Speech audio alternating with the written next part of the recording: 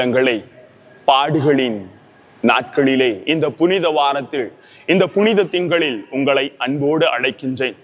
வார்த்தையிலே இறைவன் சொல்லித்தர விரும்புகிறார், அன்பை பகிர்ந்து இறைவனை அரவணைத்துக் கொள்ளென்று.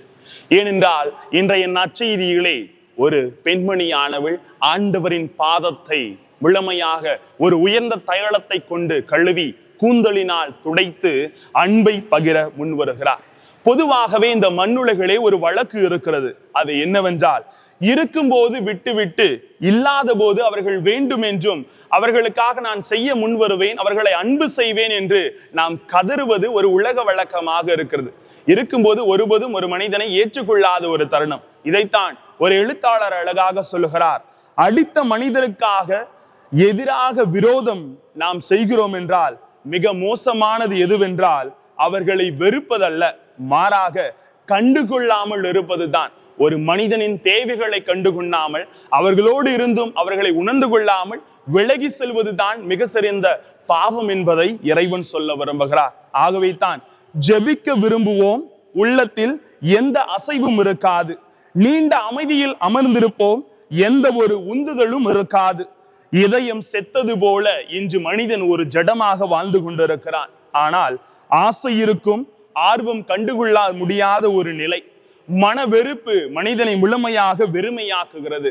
ஆகவே தான் இன்றைய நற்செய்தியில் பெத்தானியா ஊரின் மரியா ஒரு எடுத்துக்காட்டை நமக்கு சொல்லித் தருகிறார். அது என்னவென்றால், உன் உள் மனதோடு இறைவனை முழுமையாக ஏற்றுக்கொண்டு பரிணாமங்களை முழுமையாக வழிநடத்த இறைவன் ஒரு வாய்ப்பினை தருவதாக சொல்லுகிறார். அந்த வாய்ப்பு என்னவென்றால் ஜெபம்.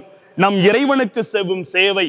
மற்றொரு சேவை பெரிய கட்டளையாக சொல்லப்படுகிறது. அது என்னவென்றால் அடுத்திருப்பவரை நினைத்து பார்ப்பது.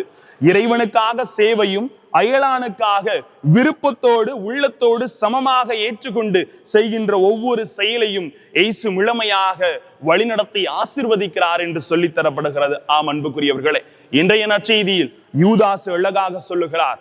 ஏனென்றால் இந்த விலை உயர்ந்த இந்த தைலத்தை விற்று நீங்கள் பிறருக்கு கொடுத்திருக்கலாமே என்று ஒரு வினோதமான கேள்வியாக இருந்தாலும் ஆண்டவர் அழகாக சொல்லுகிறார், ஜெபிக்கக்கூடிய நேரங்களை விட அடுத்திருப்பவர்களுக்கு பணிபுரிவதற்கான வாய்ப்புகளே நமக்கு அதிகமாக இருக்கிறது. ஆனால் தான் என்ற ஒரு அகந்தை ஒரு மனிதனை அந்த வாய்ப்புக்குள் செயல்பட விடாமல் தடுத்து விடுகிறது. இதைத்தான் அழகாக நமது புனித அன்னை தெரசா சொல்லுகிறார். எந்த ஜெபத்தில் எல்லா நேரத்திலும் இயேசுவை நான் உணர முடியாமல் இருந்தாலும் நோயுற்ற, கைவிடப்பட்டோர், அனாதைகள், ஆதரவற்றோர் மற்றும் வறியோர் இடத்திலே இயேசுவை முழுமையாக என்னால் கண்டுகொள்ள முடிகிறது. ஆகவே தான் உன்னை நேசிப்பது போல உன் அயலானையும் நேசி. உனக்கென்ற ஒரு சுயவர்க்கம் உன்னை விட்டு அகலுகிற பொழுது, ஏழையின் மீது கண்களை திருப்புகிற பொழுது நமது உள்ளத்திலே ஜெப வழிபாடு தொடர்ந்து நடைபெறுகிறது என்று இறைவன் சொல்லித் தருகிறார். என்னை நோக்கி ஆண்டவரே ஆண்டவரே என்று சொல்பவரெல்லாம் விண்ணரசில் நுழைவதில்லை.